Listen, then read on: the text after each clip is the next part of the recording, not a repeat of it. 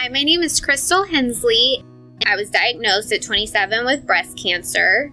And then 3 weeks later, I found out that I'm also BRCA1 positive. It's a genetic mutation, which gives me a lifetime 85% chance of developing breast cancer and a 40% chance of developing ovarian cancer.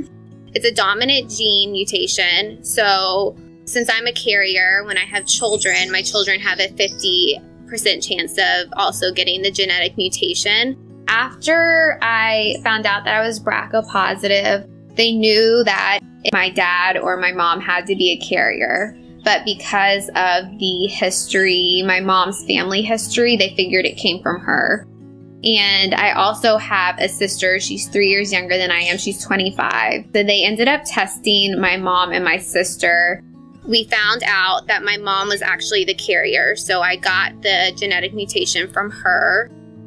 So she is also BRCA1 positive. And she just had an overwhelming sense of guilt because of the fact that she passed this genetic mutation onto me. And I was 27 when I was diagnosed, and she's never had breast nor ovarian cancer. She's slowly getting over the guilt that she feels. I think my mom and I were really similar. So growing up, we would have the most fights, and because we're just very similar, we can be very emotional. After the genetic testing, especially since we have that in common now, it actually brought my mom and I a lot closer together. She has to see a gynecological oncologist now, so I would go with her to her appointments. But she will, this coming summer, she'll have to go through a double mastectomy.